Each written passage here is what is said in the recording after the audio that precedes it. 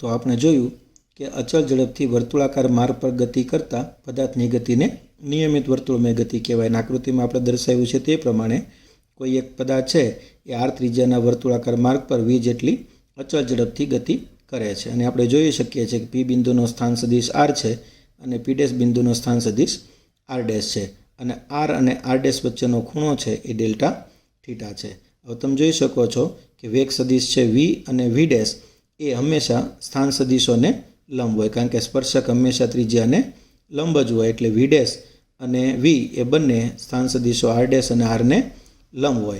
तेथी तमे जोई शको छो के तेमनी वच्चेनो खूणो एटले के वी अने वी डैश वच्चेनो खूणो पण डेल्टा थीटा थाय। तमे जोई शको छो वी अने वी डैश वच्चेनो खूणो डेल्टा थीटा छे। हवे स्थान सदिशो छे एना द्वारा बनतो जे त्रिकोण छे सी पी पी डैश तथा वेग सदिशो वच्चे अने वेग सदिशो अने डेल्टा वी वच्चे बनतो खूणो छे ए एटले त्रिकोण छे ए जी एच आई छे। तो आ बंने समरूप त्रिकोणो थाय एटले के सी पी पी डैश त्रिकोण अने जी एच आई त्रिकोण ए बंने समरूप त्रिकोणो थाय। तो આવી પરિસ્થિતિમાં સમરૂપતાનો ઉપયોગ કરીએ આપણે તો તમે જોઈ શકો છો કે એચ આઈના છેદમાં જી એચ લખવું તો પીપી ડેશના છેદમાં સીપી લખાય, પણ એચ આઈ બરાબર આપણી પાસે સમીકરણમાં તમે જોઈ શકો છો કે એચ આઈ બરાબર ડેલ્ટા વી છે અને જી એચ બરાબર આપણી પાસે વી છે। એ જ રીતે પીપી ડેશ બરાબર ડેલ્ટા આર છે અને સીપી બરાબર આર છે। તો એ સમીકરણનો ઉપયોગ કરીએ तो आ समीकरण आ मुजब थशे डेल्टा वी ना छेदमां वी बराबर डेल्टा आर ना छेदमां आर।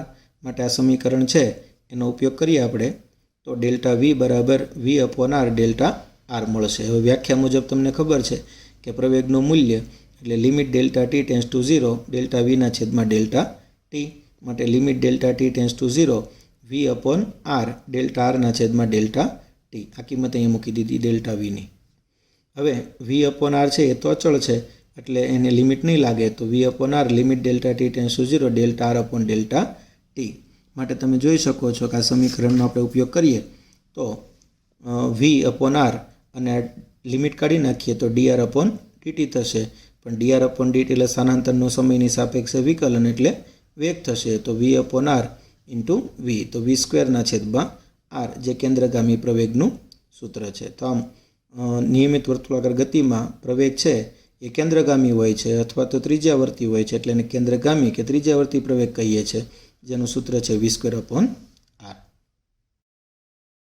हवे आपणे कोणीय प्रवेग छे एने कोणीय वेगना स्वरूपमां रजू करीए तो आकृतिमां दर्शाव्या अनुसार पदार्थ छे डेल्टा टी जेटला समयगाळामां पी थी पी डैश पर पहोंचे छे त्यारे तमे जोई शको छो के सीपी रेखा छे ए डेल्टा थीटा जेटलो खूणो फरी जाय छे। तमे जोई शको छो पहेला सीपी रेखा आ रीते छे, हवे पी थी पी डैश पर पहोंची जाय पदार्थ तो सीपी रेखा आ रीते थई जाय छे एटले डेल्टा थीटा जेटलो खूणो फरी जाय छे। तो आ डेल्टा थीटा ने कोणीय अंतर कहेवाय। आम पदार्थ छे डेल्टा टी जेटला समयमां डेल्टा थीटा जेटલું कोणीय अंतर कापे छे। तो कोणीय झड़पनी व्याख्या कहीए तो कोणीय अंतरना छेदमां समयगाळो। तो આવી परिस्थितिमां तमे कोणीय झड़पनुं सूत्र मेळवी शको। आ उपरांत तमे जोई शको छो पदार्थ डेल्टा टी समय में चाप पीपी डैश जेटलुं अंतर कापे छे। धारो के आपणे डेल्टा एस वडे दर्शावे एटले चाप पीपी डैश बराबर धारो के डेल्टा एस छे तो अहींया चाप बराबर त्रिज्या गुणिया खूणो सूत्रनो उपयोग करीने आपणे डेल्टा एसनुं सूत्र पण मेळवी शकीए। तो आ बंने समीकरणो मेळवीए तो तमे जोई शको छो के कोणीय झड़प ओमेगा बराबर कोणीय अंतरना छेदमां समय। तो डेल्टा टी समय में पदार्थ डेल्टा थीटा जेटલું कोणीय अंतर कापे छे तो कोणीय झड़प ओमेगा बराबर डेल्टा थीटाना छेदमां डेल्टा टी। हवे डेल्टा टी समय में पदार्थ द्वारा कपायेलुं अंतर छे चाप पीपी डैश जेटલું छे जेने आपणे डेल्टा एस वडे दर्शाव्युं छे। तो चाप बराबर त्रिज्या गुणिया खूणा सूत्रनो उपयोग करीए तो त्रिज्या छे आर अने खूणो छे डेल्टा थीटा अंतरेलो छे एटले डेल्टा एस बराबर आर डेल्टा थीटा मेळवी शकाय। आम ओमेगा बराबर delta theta upon delta T अने डेल्टा एस बराबर आर डेल्टा थीटा छे। तेथी पदार्थनी जे रेखीय झड़प छे एने वी वडे दर्शावવું तो रेखीय झड़प बराबर तमने खबर छे कि रेखीय झड़प v is equal to delta s एटले कापेलुं अंतर छेदमां लीधेलो समय। तो डेल्टा टी जेटला समय में डेल्टा एस जेटलुं अंतर कपाय छे तो वी बराबर डेल्टा एस ना छेदमां डेल्टा टी। हवे डेल्टा एस बराबर तो आपणे उपर मेळव्युं आर डेल्टा थीटा छेदमां डेल्टा टी, पण delta theta upon delta t बराबर तो ओमेगा छे એટલે v is equal to r omega. આમ પદાર્થની રેખીય ઝડપ અને કોણીય ઝડપ વચ્ચેનો સંબંધ છે v is equal to r omega. હવે કેન્દ્રગામી પ્રવેગનું સૂત્ર આપણે આગળ મેળવ્યું. કેન્દ્રગામી પ્રવેગ એસી બરાબર વી સ્ક્વેર અપોન આર, પણ v બરાબર તો આર ઓમેગા છે એટલે આર સ્ક્વેર ઓમેગા સ્ક્વેરના છેદમાં આર. એક આર કેન્સલ થશે એટલે કેન્દ્રગામી પ્રવેગનું બીજું સૂત્ર મળશે એસી બરાબર આર ઓમેગા સ્ક્વેર. આ સમીકરણ છે એ આપણે કેન્દ્રગામી પ્રવેગનું સૂત્ર વી સ્ક્વેર અપોન આર અને બીજું થયું આર ઓમેગા સ્ક્વેર. એ જ રીતે કેન્દ્રગામી પ્રવેગનું સૂત્ર આપણે જો અહીંયા આરને કરતાં બનાવીએ તો વી અપોન ઓમેગા થશે. કિંમત એ મૂકીએ તો એસી બરાબર ઓમેગા વી પણ મળે છે. આમ કેન્દ્રગામી પ્રવેગના 3 સૂત્ર થશે v square upon r, r omega square અને ઓમેગા વી. હવે અહીં સમીકરણ વધારાની જરૂરિયાત મુજબ આપણે મેળવીએ તો વી બરાબર કાપેલું કુલ અંતર 2πr છેદમાં ટી બરાબર 2πr એફ થશે, કારણ કે 1/t બરાબર એફ લખી શકાય. અને ઓમેગા બરાબર છે 2π એફ છે. આવૃત્તિના 2π ગણાને કોણીય આવૃત્તિ કહેવાય. હવે કેન્દ્રગામી પ્રવેગનું સૂત્ર આર ઓમેગા સ્ક્વેર છે એની અંદર આપણે આર અને ઓમેગા બરાબર 2π એફ લખી નાખીએ તો 4π square f square into r પણ થશે.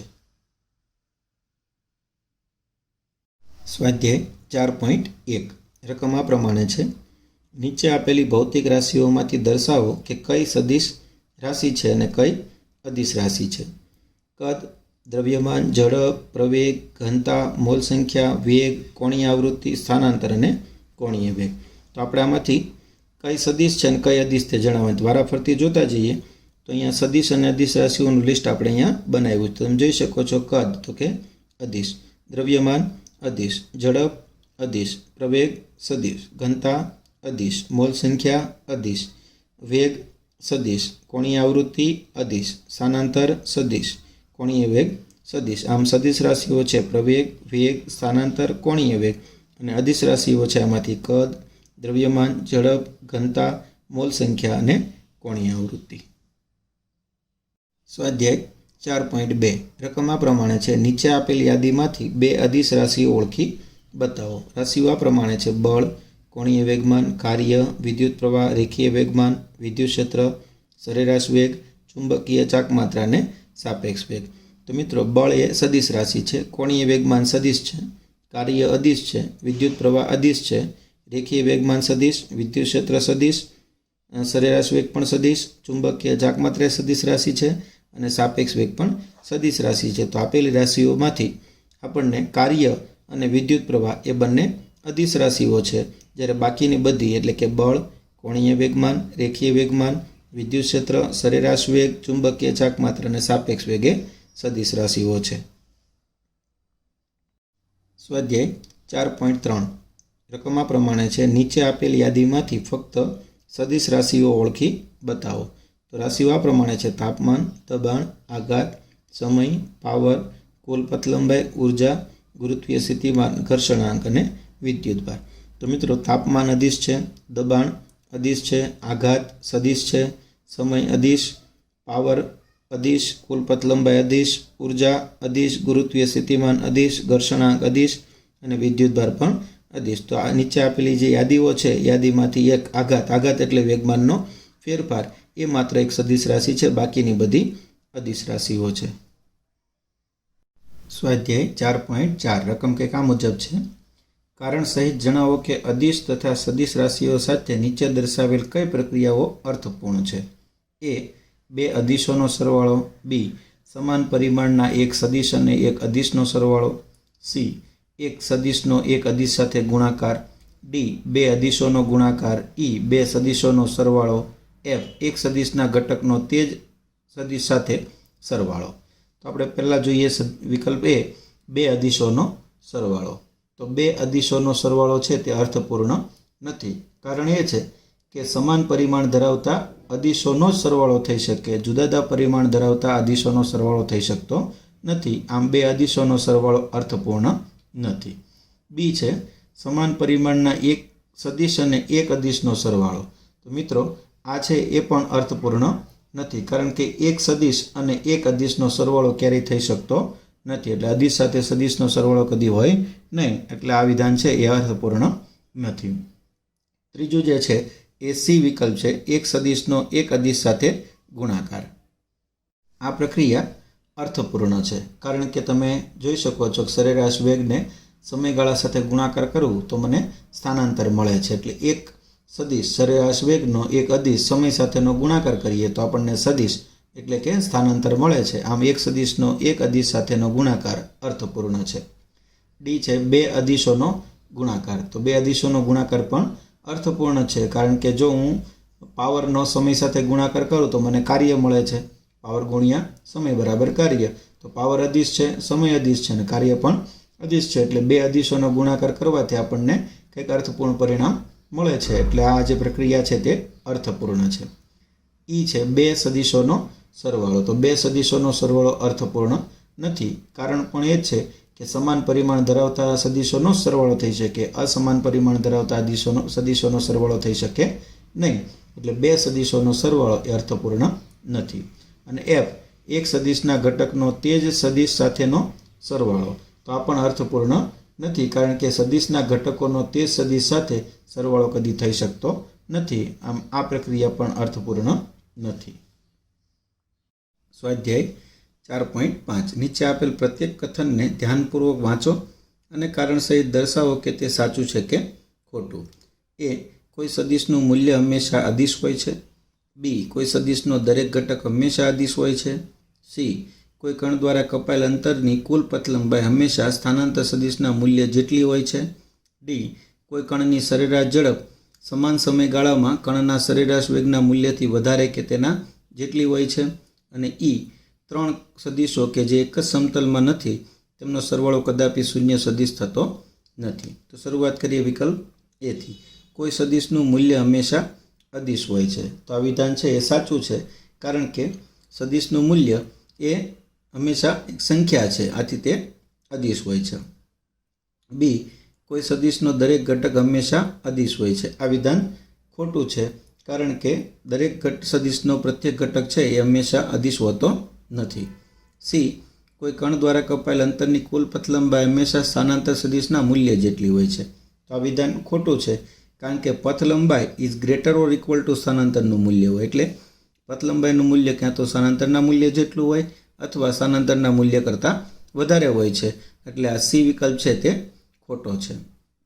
ડી કોઈ કણની સરેરાશ ઝડપ સમાન સમયગાળામાં કણના સરેરાશ વેગના મૂલ્યથી વધારે કે તેના જેટલી હોય. તો આ વિધાન સાચું છે, કારણ કે સરેરાશ ઝડપ is greater or equal two સરેરાશ વેગનું મૂલ્ય. આમ સરેરાશ ઝડપ ક્યાં તો સરેરાશ વેગના મૂલ્ય જેટલી હોય અથવા તો સરેરાશ ઝડપ એ સરેરાશ વેગના મૂલ્યથી વધારે હોય છે. ઈ ત્રણ સદિશો કે જે એક જ સમતલમાં નથી તેમનો સરવાળો કદાપી શૂન્ય સદિશ થતો નથી. તો આ વિધાન છે તે સાચું છે, કારણ કે એક જ સમતલમાં ન હોય તેવા ત્રણ સદિશોને આપણે ત્રિકોણની બાજુઓ વડે ક્રમમાં દર્શાવી શકીએ નહીં. એટલે ત્રણ સદિશો કે જે એક જ સમતલમાં નથી તેનો સરવાળો કદાપી શૂન્ય સદિશ થતો નથી. સ્વાધ્યાય 4.6 રકમ આ મુજબ છે. નીચે દર્શાવેલ અસમતાઓ ભૌમિતિક કે અન્ય કોઈ રીતે સાબિત કરો. પહેલો વિકલ્પ એ માનાંકમાં સદિશ એ વત્તા B is less or equal to માનાંકમાં સદિશ એ વત્તા માનાંકમાં સદિશ બી. બી માનાંકમાં સદિશ એ વત્તા B is greater or equal to માનાંકમાં સદિશ એ માઇનસ માનાંકમાં સદિશ બી. સી વિકલ્પ માનાંકમાં સદિશ A minus B is less or equal to માનાંકમાં સદિશ એ વત્તા માનાંકમાં સદિશ બી. અને ડી માનાંકમાં સદિશ A minus B is greater or equal to માનાંકમાં સદિશ એ માઇનસ માનાંકમાં સદિશ બી. તેમાં સમતાનું ચિહ્ન ક્યારે લાગુ પડે છે. આ સાબિતી આપવા માટે આપણે બે સદિશો સદિશ એ અને સદિશ બી ધ્યાનમાં લઈએ. ધારો કે સદિશ એના શીર્ષમાં સદિશ બીનું પૂછ ગોઠવી દઈએ, તો તમે સદિશ એના પૂછને અને સદિશ બીના શીર્ષને જોડતો સદિશ મેળવશો તો સદિશ એ પ્લસ બી મળશે. એટલે કે એ અને બીના સરવાળાનો પરિણામી સદિશ મળશે. હવે હું બી સદિશ જેટલા જ મૂલ્યનો પણ વિરુદ્ધ દિશામાંનો સદિશ લઉં તો એ માઇનસ બી મળશે. હવે સદિશ એ જે છે એના શીર્ષમાં માઇનસ બી સદિશનું પૂછ મૂકી દઈએ તો સદિશ એનું પૂછ અને માઇનસ બી સદિશના શીર્ષને જોડતો સદિશ એ સદિશ એ માઇનસ સદિશ બી મળશે. એટલે કે આ બંને સદિશોની બાદબાકી મળશે. હવે તમે જોઈ શકો છો કે અહીં આપણી પાસે ત્રિકોણ છે OPQ. તો ત્રિકોણ OPQ ધ્યાનમાં લો તો તમને ખ્યાલ છે કે કોઈ પણ એક બાજુનું માપ એ બાકીની બે બાજુના માપના સરવાળા કરતાં હંમેશા ઓછું હોય. એટલે OQનું માપ છે એ OP અને PQના સરવાળાના માપ કરતાં ઓછું હશે. એટલે આપણે અહીં ત્રિકોણ OPQમાં માનાંકમાં OQ ઇઝ લેસ ધેન માનાંકમાં OP વત્તા માનાંકમાં PQ સદિશ લઈ શકીએ. એટલે કે માનાંકમાં સદિશ A પ્લસ B એટલે કે A પ્લસ બીનું મૂલ્ય ઇઝ લેસ ધેન માનાંકમાં A એટલે સદિશ Aનું મૂલ્ય વત્તા સદિશ Bનું મૂલ્ય. તો આપણે પહેલી જે અસમતા હતી એમાંનો લેસ ધેન વાળો પાર્ટ છે તે સાબિત થઈ ગયો. ધારો કે આ સદિશ A અને B બંને એક જ દિશામાંના સદિશો છે, તો આ બંને સદિશના સરવાળાનું જે માન છે એ સદિશ Aના માન અને સદિશ Bના માનના સરવાળા જેટલું જ હશે, કારણ કે આપણે આ બે લંબાઈનો સરવાળો કરીશું. તો આવી પરિસ્થિતિમાં A પ્લસ Bનો સરવાળાનું માન એ સદિશ Aના માન અને સદિશ Bના માનના સરવાળા જેટલું હશે.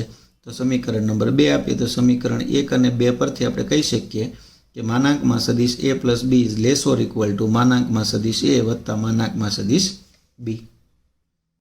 બી વિકલ્પની સાબિતી માટે આપણે ત્રિકોણ OPQ ધ્યાનમાં લઈએ. તો તમને ખબર છે કે ત્રિકોણ OPQમાં કોઈ એક બાજુનું માપ છે એ બાકીની બે બાજુના માપની બાદબાકી કરતાં હંમેશા વધારે હોય છે. તો આવી સ્થિતિમાં આપણે OQનું માપ ઇઝ ગ્રેટર ધેન OPનું માપ માઇનસ PQનું માપ. પણ તમે જોઈ શકો છો કે જો OP એ PQ કરતાં મોટો હોય તો આ મૂલ્ય ધન મળશે, પણ જો OP એ PQ કરતાં નાનું હશે મૂલ્ય તો આ મૂલ્ય ઋણ મળશે. એટલે આપણે માનાંક કરેલો છે, જે રકમમાં આપણને માનાંક આપ્યો નથી. OQ બરાબર તો સદિશ A પ્લસ B છે એનો માનાંક ઇઝ ગ્રેટર ધેન માનાંકમાં સદિશ Aનું મૂલ્ય માઇનસ સદિશ Bનું મૂલ્ય. આ સમીકરણ નંબર 3 આપીએ. હવે જો સદિશ A અને B એ પરસ્પર વિરુદ્ધ દિશાના સદિશો હોય તો એમનો સરવાળાનું માનાંક જે છે એ બંનેના બાદબાકીના માનાંક જેટલો મળે. તો આવી પરિસ્થિતિમાં સદિશ A માંથી સદિશ B બાદ કરવો પડશે, ભલે સરવાળો છે પણ થશે નહીં બાદબાકી. તો સદિશ A પ્લસ Bનું જે માનાંક છે એ માનાંકમાં સદિશ Aનું મૂલ્ય માઇનસ સદિશ Bના મૂલ્ય જેટલું થશે. સમીકરણ નંબર 4 આપીએ તો આ બંને સદિશો સમીકરણો પરથી કહી શકાય કે માનાંકમાં સદિશ A plus B is greater or equal to માનાંકમાં સદિશ A નો માનાંક માઇનસ સદિશ Bનો માનાંક. હવે સી વિકલ્પની સાબિતી માટે આપણે ત્રિકોણ OPR ધ્યાનમાં લઈએ. તો તમે જોઈ શકો છો કે અહીંયા કોઈ પણ એક બાજુનું માપ છે એ બાકીની બે બાજુના માપના સરવાળા કરતાં ઓછું હોય તો આપણે ORનું જે માપ છે ઇઝ લેસ ધેન OPના માપ વત્તા PRનું માપ. તો OR સદિશ છે તો સદિશ A માઇનસ B છે, તો સદિશ A માઇનસ Bનો માનાંક ઇઝ લેસ ધેન OPનો માનાંક એટલે સદિશ Aનો માનાંક, અને એ જ રીતે PRનો માનાંક એટલે સદિશ માઇનસ Bનો માનાંક, પણ માઇનસ Bનો માનાંક તો પ્લસ જ થવાનો છે. એટલે mod A minus B is less than mod A plus mod B. સમીકરણ નંબર 5 આપીએ. હવે જો સદિશ A અને સદિશ B બંને વિરુદ્ધ દિશાના સદિશ હોય તો તમે જોઈ શકો છો મારે બાદબાકી મેળવવી છે, તો મારે સદિશ A માઇનસ B કરવું એટલે સદિશ Aમાં માઇનસ B સદિશ ઉમેરવો જ થાય. તો અહીંયા સદિશ B છે એની વિરુદ્ધ દિશામાંનો પણ એટલા જ મૂલ્યનો સદિશ માઇનસ B મેળવવાનો. તો તમે જોઈ શકો છો કે સદિશ A અને માઇનસ B સદિશ બંને એક દિશામાં થયા. તો આવી પરિસ્થિતિમાં એમની બાદબાકી જે છે એક જ દિશામાં હોવાથી સરવાળાના મૂલ્ય જેટલી થાય. તો માનાંકમાં સદિશ A minus B is equal to માનાંકમાં A વત્તા માનાંકમાં B. અને સમીકરણ નંબર 6 આપીએ તો સમીકરણ 5 અને 6 પરથી આપણે કહી શકીએ કે માનાંકમાં સદિશ A માઇનસ માનાંક B is less or equal to માનાંકમાં A વત્તા માનાંકમાં B. હવે ડી વિકલ્પની સાબિતી માટે ફરી પાછો આપણે ત્રિકોણ OPR ધ્યાનમાં લઈએ. તો તમે જોઈ શકો છો કે ત્રિકોણ OPRમાં ORનું જે માપ છે ઇઝ ગ્રેટર ધેન OPનું માપ માઇનસ PRનું માપ. પણ આ અસમતા જે છે એમાં આપણે OP is greater than PR હોય તો આ બરાબર છે, ધન જ મૂલ્ય મળશે. પણ જો OP is less than PR હશે તો આ મૂલ્ય ઋણ મળે. એટલા માટે આપણે માનાંક લીધેલો છે, જે રકમમાં આપણને માનાંક આપેલો નથી. હવે OR સદિશ છે એ તો આપણે સદિશ A માઇનસ સદિશ B લખી શકીએ. તો માનાંકમાં સદિશ A માઇનસ સદિશ B ઇઝ ગ્રેટર ધેન માનાંકમાં OP સદિશ એટલે સદિશ Aનો માનાંક અને PR સદિશ એટલે સદિશ Bનો માનાંક. તો આપણે સમીકરણ નંબર 7 આપીએ. માનાંકમાં સદિશ A minus B is greater than માનાંકમાં સદિશ Aનું મૂલ્ય માઇનસ સદિશ Bનું મૂલ્ય.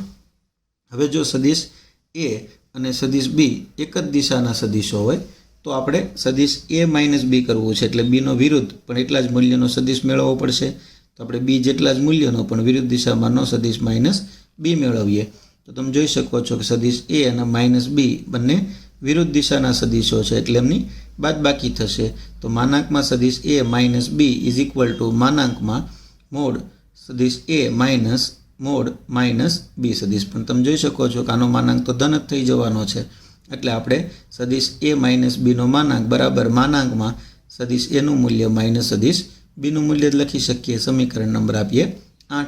તો સમીકરણ 7 અને 8 પરથી કહી શકાય કે માનાંકમાં સદિશ a minus B is greater or equal to માનાંકમાં સદિશ એનું મૂલ્ય માઇનસ સદિશ બીનું મૂલ્ય.